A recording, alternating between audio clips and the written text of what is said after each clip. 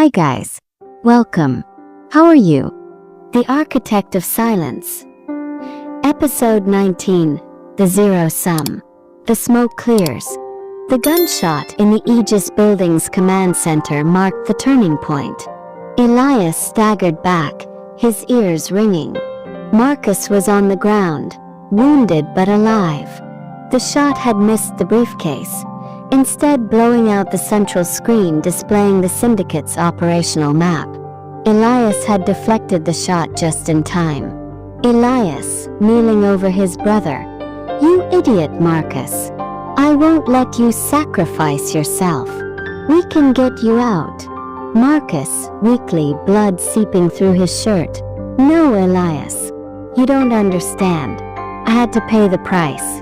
AI is planning to use the Azure Spire as a distraction.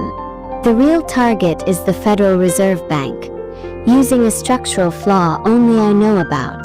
The safe house was just a delay.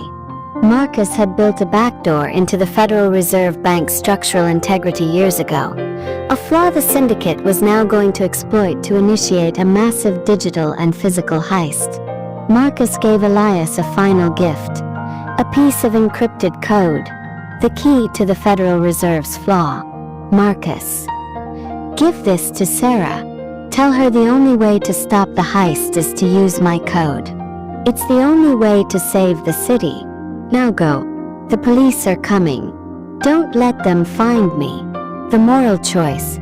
Elias made a ruthless choice.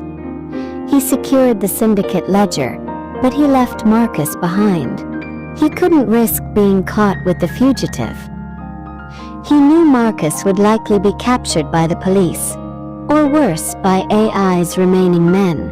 Elias escaped the Aegis building through the emergency staircase just as the FBI and local police stormed the main entrance.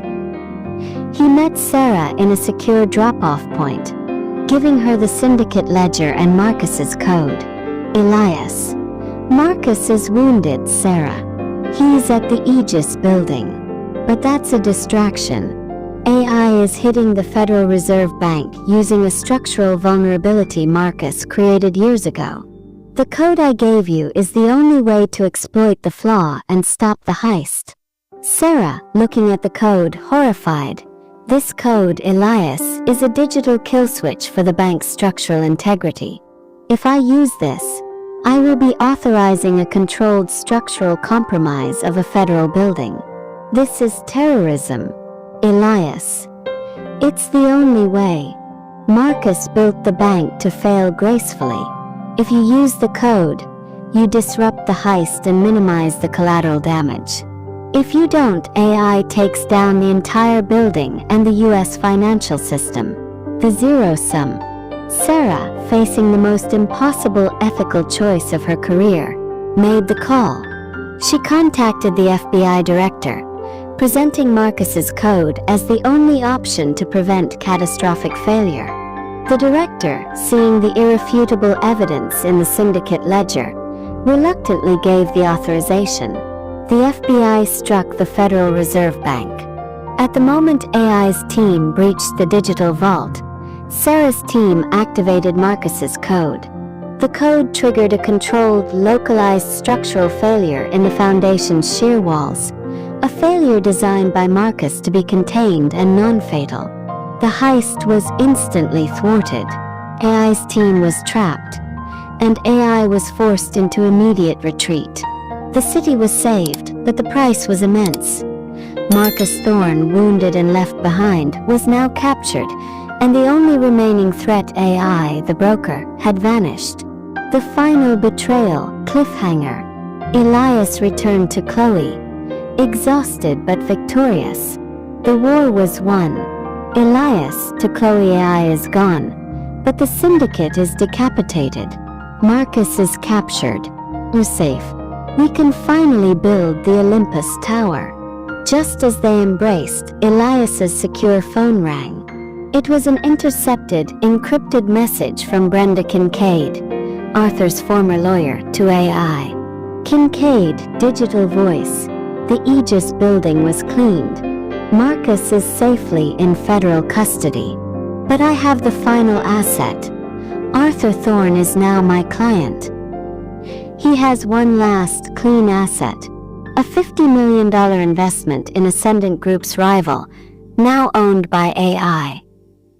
He may be in prison, but Arthur Thorne is not bankrupt. He's funding your final, slow destruction. Elias stares at the message in cold horror. The war wasn't over. Arthur Thorne, from behind bars, had managed to salvage one final, clean financial tie. $50 million funneled back into the system through Kincaid's legal maneuvering. The original enemy was still operating, and the financial war was about to begin again, this time with endless, clean money. The undying Phoenix. Arthur's final loophole. The revelation that Arthur Thorne had managed to save $50 million in clean assets and was using it to fund Ascendant's rival, now secretly controlled by the fugitive AI, was a devastating blow.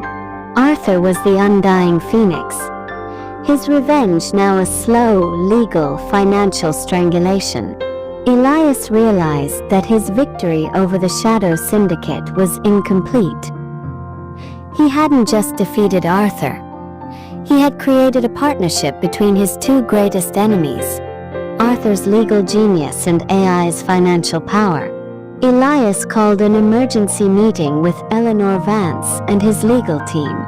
Elias, we need to find the loophole Arthur used. That $50 million was supposed to be part of the seized RICO assets. Legal counsel.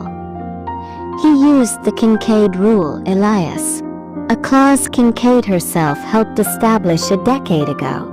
It stipulates that personal assets held in an external, legally established and audited trust, a trust only she and Arthur controlled, are immune from seizure, provided they are not linked to criminal activity at the time of the seizure. The money was clean when he moved it. The new rival and the old plot. The rival company, now flush with Arthur's clean cash, immediately changed its name to Phoenix Designs. They launched an aggressive public campaign against Ascendant Group, challenging the structural integrity of the Olympus Tower and Elias's professional ethics. Brenda Kincaid, on a press conference, Phoenix Designs is committed to transparency. We question the structural integrity of the Olympus Tower, designed by a man with a proven history of recklessness. Kincaid was using the very facts Elias had fought so hard to establish, his past recklessness, to now undermine his honest work. The first concrete target, the Olympus Tower specialized titanium alloy shear plates, the key structural components that made the tower safe and efficient. Phoenix Designs publicly claimed the plates were defective and dangerous, using fraudulent reports from AI's dark web sources. Elias, internal monologue, he's attacking my only perfect creation. He can't destroy the tower, so he's destroying the market's faith in it. The public test. Elias knew the only way to fight a public smear campaign was with an undeniable public demonstration. He decided on a highly controversial plan. A live public stress test of the titanium shear plates, staged on the nearly complete foundation of the Olympus Tower. Elias, to Chloe, we don't just deny their claim. We invite the world to watch us prove it. We'll simulate a massive 9.0 earthquake on a section of the foundation. The plates will hold. The public will see the lie shatter. Chloe was terrified. If the test failed due to AI's hacking or Kincaid's sabotage, the Olympus Tower project would be instantly shut down, destroying Ascendant forever. This is too much risk, Elias. If you're wrong, we lose everything, including our lives. Elias. I'm not wrong, Chloe. I built this on integrity. But I need one thing. Leo needs to set up a digital countermeasure. If Phoenix tries to digitally sabotage the test, I need to know the exact moment and the source of the attack. The showdown, cliffhanger. The day of the stress test arrived. Media, regulators, and a smug Brenda Kincaid watched as a highly calibrated seismic simulator was brought onto the Olympus Tower foundation. Just before the test began, Leo detected a massive, invisible digital surge, an attempt to remotely overheat the alloy shear plates to induce failure. The attack was launched through a complex global proxy network, but Leo's software traced the origin, a single clean connection point in a federal prison. Leo whispering into Elias's earpiece. "It's Arthur, Elias. He's using a smuggled burner phone in prison. He's trying to cook the plates." Elias realized the final physical test was also the final digital battle with Arthur. Elias, into the mic addressing the crowd. His eyes locked on Kincaid. "Before we begin, let me address the lies of Phoenix Designs. There is a criminal element here attempting to digitally sabotage this test, using equipment smuggled into a federal prison. Their goal is not safety, but chaos." Elias activated the seismic simulator. The ground began to shake violently. The shear plates groaned but held firm. The test was a success.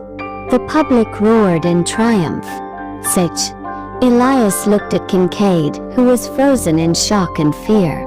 The public had witnessed not just a stress test, but the exposure of Arthur's final, desperate criminal act.